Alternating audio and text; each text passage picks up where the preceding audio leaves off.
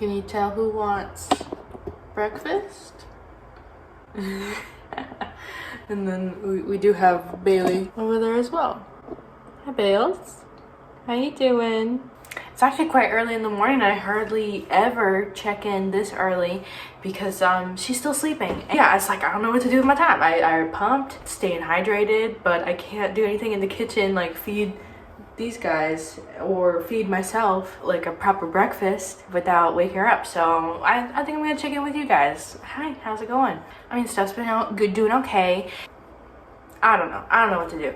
Okay, the thing I want to talk about now that I have a chance is that I recorded talking to you guys about it a couple of times, but then I always end up just like editing it out or just like removing it because I'm like, nobody cares about this. Ideally, we wanted to get a house before we had a baby, but nope, baby came first. So here we are all these months later, and it's the time to renew again. And yeah, ideally I was like, oh, you know, maybe we'll just revisit the whole house hunting thing, look for a place, just like something bigger, you know, like as soon as like we started getting stuff for her, like this place felt smaller and smaller just because we have all these baby things. I mean, look right here, right off camera, I got her high chair in here for why? I don't know. It probably should be in the kitchen, right? But no, there's not that much room in the kitchen. So every day my husband just comes in and like closing shift, you know, just like brings all the baby stuff in here. So this room is becoming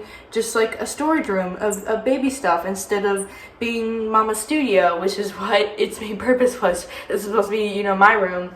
And then, you know, it just feels like it's just becoming smaller and smaller. So we're like, okay, let's get something bigger. You know, we have 2 cats, 2 adults and a baby. You know, that's more space probably be preferred than a 2-bedroom apartment, right?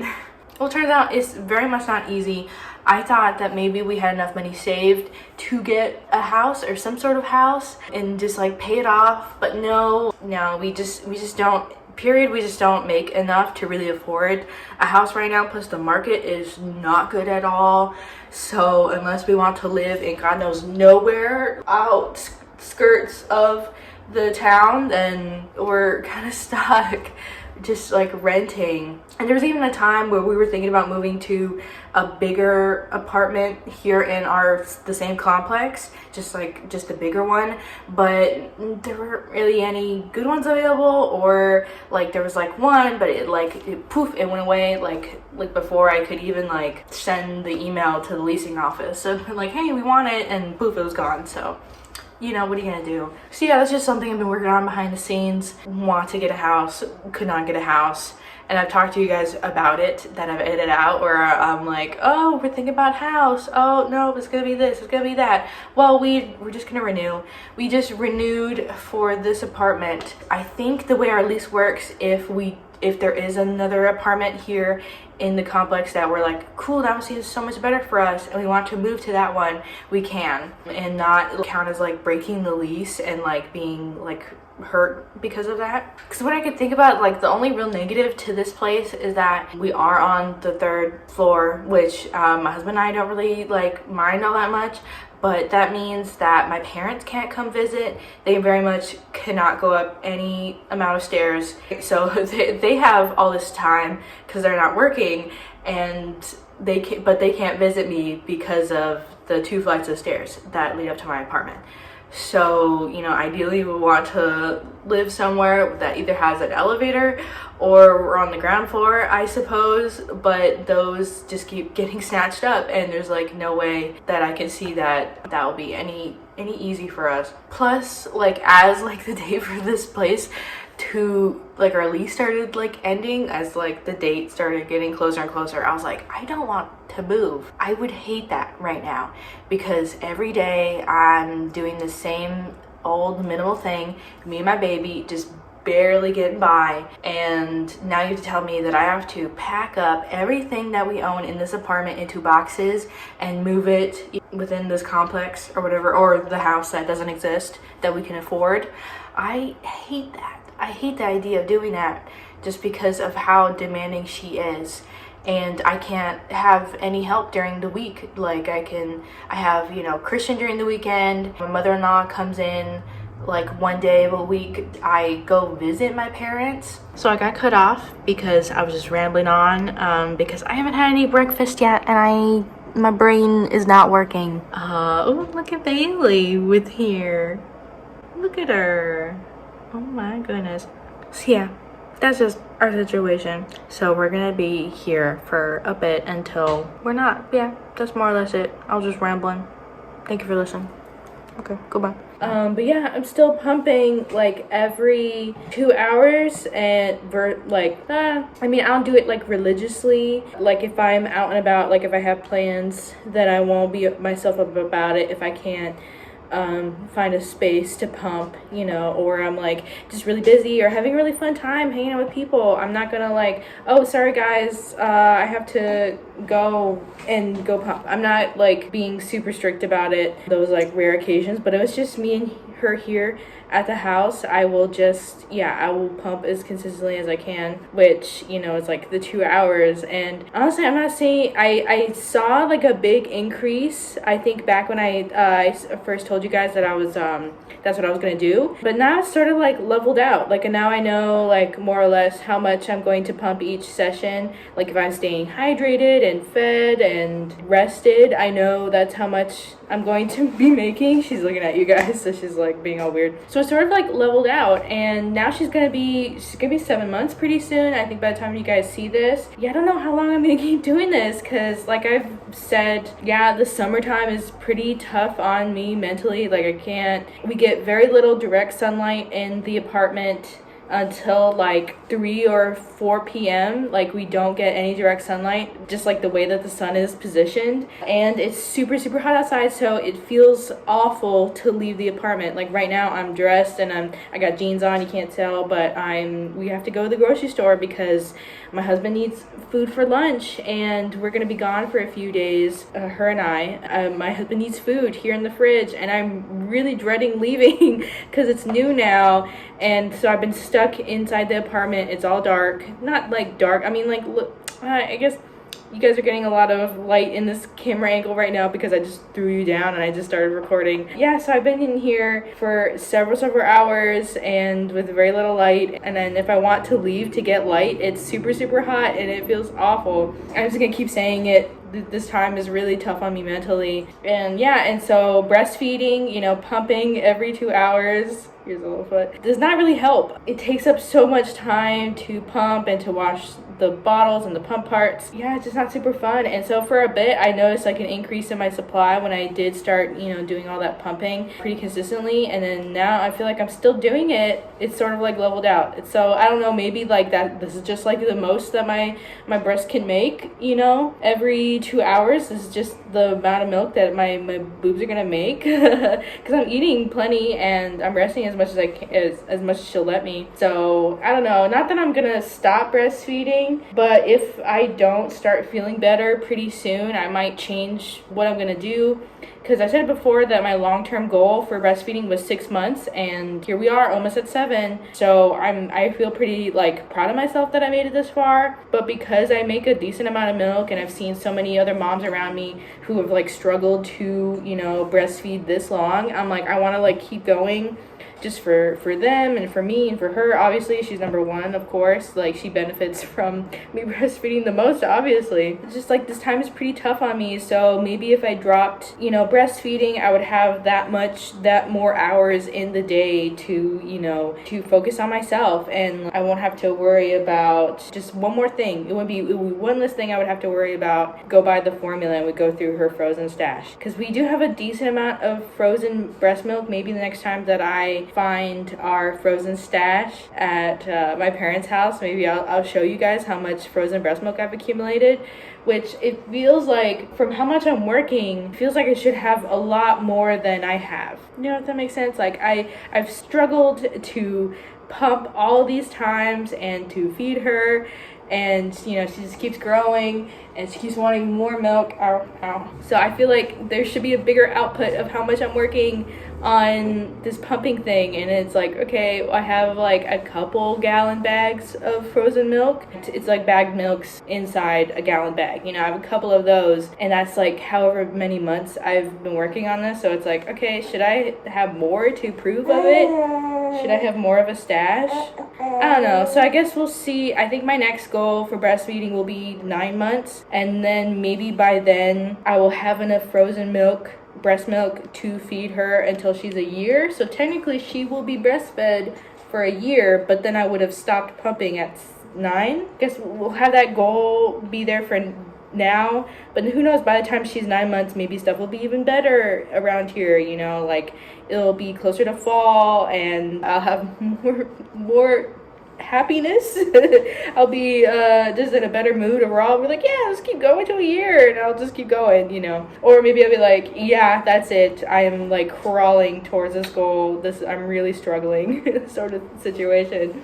And then she'll technically be breastfed for a year. So I don't know, we'll see. I guess I think I'm struggling because I thought that stuff would be better by now. I thought that, oh, by 6 months, you know, stuff with her would be easier, much more than 5 or 4 or 3 months, that I'll be able to paint again, you know, stuff with her will be better. And stuff with her is more or less feel like pretty even, like it's evened out, you know, like we're figuring it out. But yeah, but like I just wish she would sleep more so that I could have more time for myself. But I'm having like the same amount of help, I'm having, you know, the same amount of hours to myself. I don't know, if I'm not optimizing every minute of every day, I feel like I'm not, how do I say it, like if I am not being efficient every minute of the day, I feel like the day is wasted, when in fact I did a ton of stuff during the day.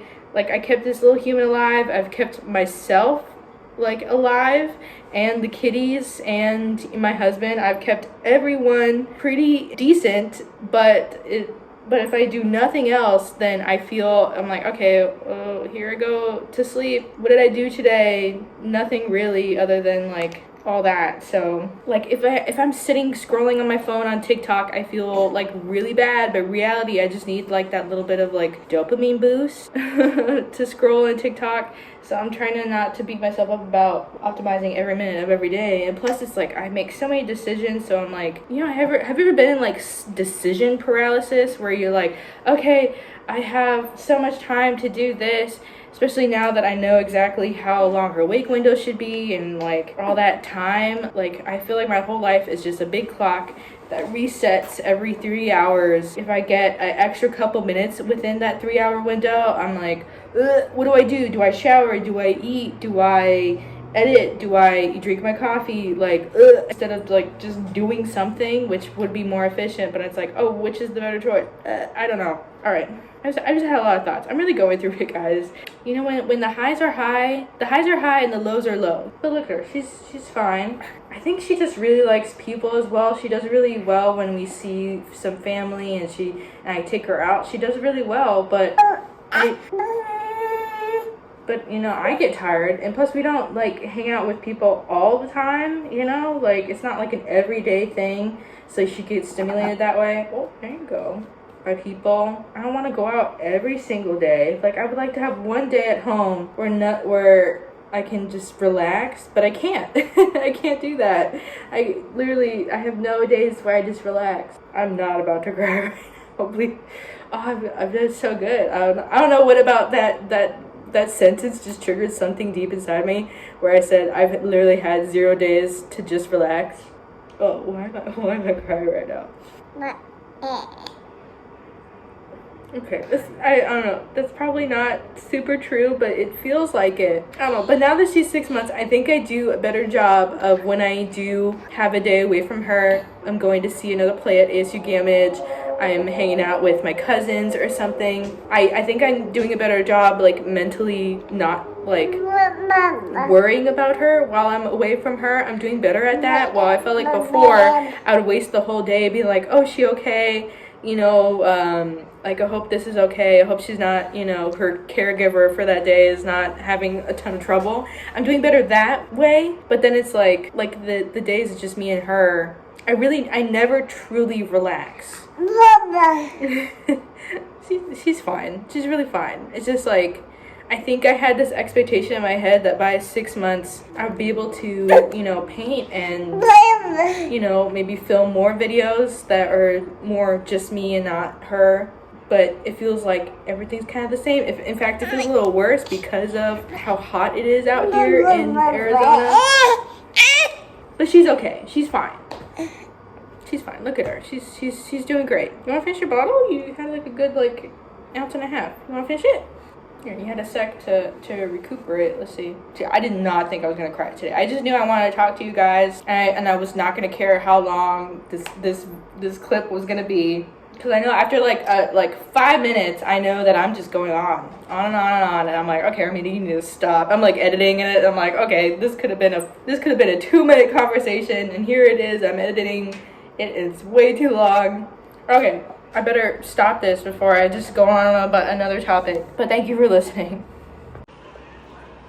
Also, she's sitting super well now. I can confidently leave her to sit and she'll do it for a really long time. Also, I was about to give an update on Coffee, but he walked away. Coffee, come here. Coffee, come back. There he is. So in fact, it's been, about 2 months? Over 2 months, and we have not seen a single worm, which is great. And he has had a couple, you know, hairballs, which are pretty normal. I mean, look at all this hair. He's bound to have hairballs. And then not a single worm in one of them. They were pretty big hairballs as well. So you'd think that if he were going to have a worm, it would have been in there. But he didn't. So I was like, oh, sweet. But also the big update is that he's getting fat.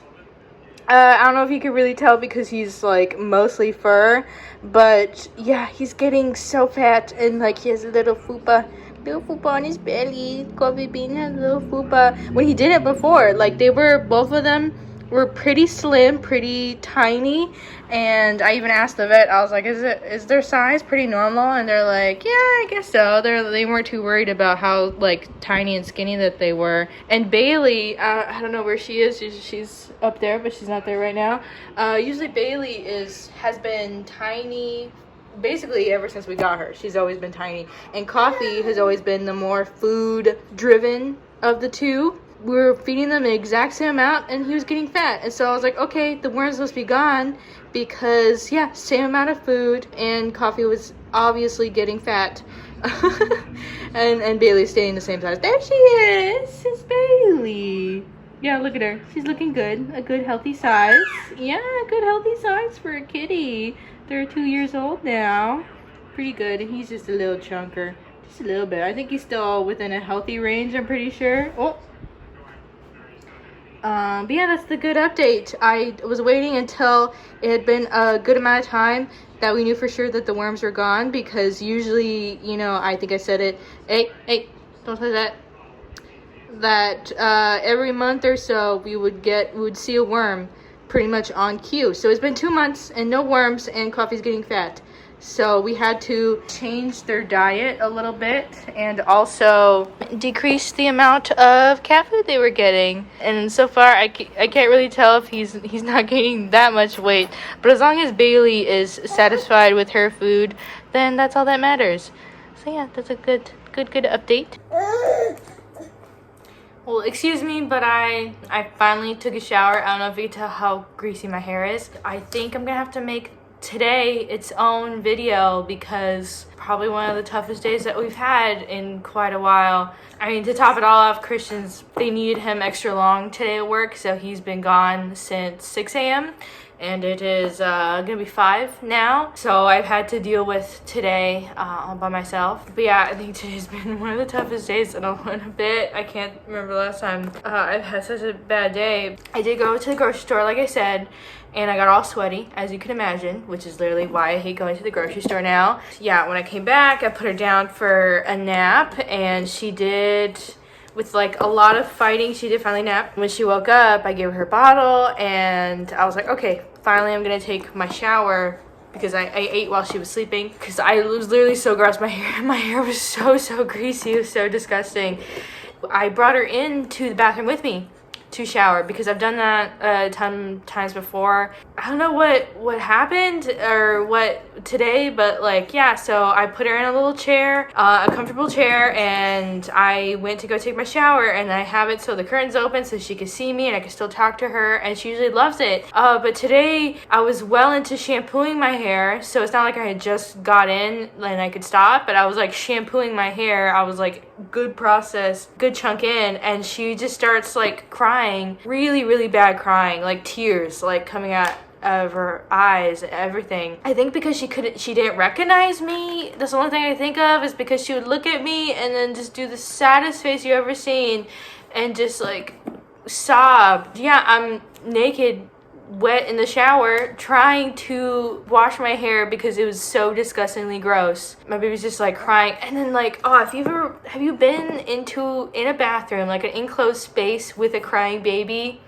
It sounds 10 times worse because of the acoustics, and so it was quite literally torture, just trying so desperately to quickly wash my hair and my body because I was so gross, and she's just sobbing and there's nothing I could do about it, you know, like. And so I was trying to talk to her and calm her down, but yeah, I think she just did not recognize me.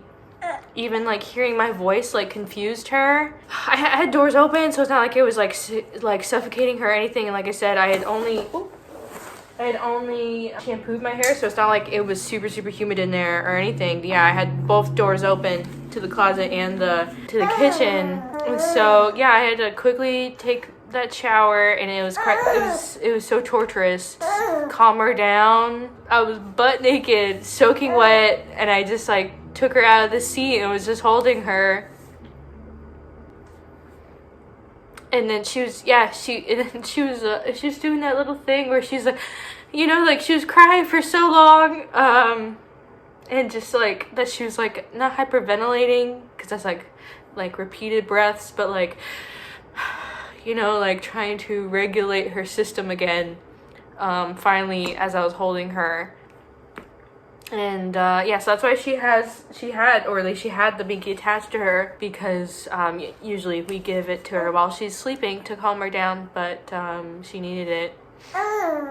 So I was able to put on clothes, and I changed her diaper because she was a little wet, and it feels like the longest day ever, because I've been awake for almost 12 hours at this point. I think, yeah, like she woke me up at 5 a.m. and it's gonna be 5 p.m. now, so yeah. This is really tough, just because like each day feels like the same, unless it's like a weekend day and we have something planned.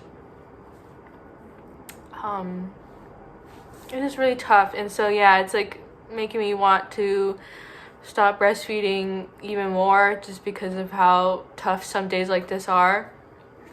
So yeah, I'm gonna definitely have to make this his own video, because this is such a bummer. This is so sad. I can't put this into a regular fun everyday, you know, week with me and my baby kind of vlog. But see, she's okay now, but literally a couple minutes ago she was crying with tears because she was so scared because she didn't recognize me. I think it's one of those things where, you know, my hair was, you know, wet, and, you know, I'm washing it, no makeup on it, I'm naked. I don't think clothes really matter that much to babies, but I don't think I take showers with her in the bathroom enough for her to because she's now she's like, when she was like 5-6 months, she started like being afraid of strangers, especially if they got too close. So maybe that could be it, where she was hearing my voice but she didn't recognize me because I looked so different because I was bathing. And then it wasn't until I was holding her that she was okay, because she didn't like poop. The chair it's a comfortable chair. It's not like she was in a really odd position or something. So I put her in the little reclining one. Well, that's my husband now. He's gonna come and give me a hug because I need one really bad. Okay.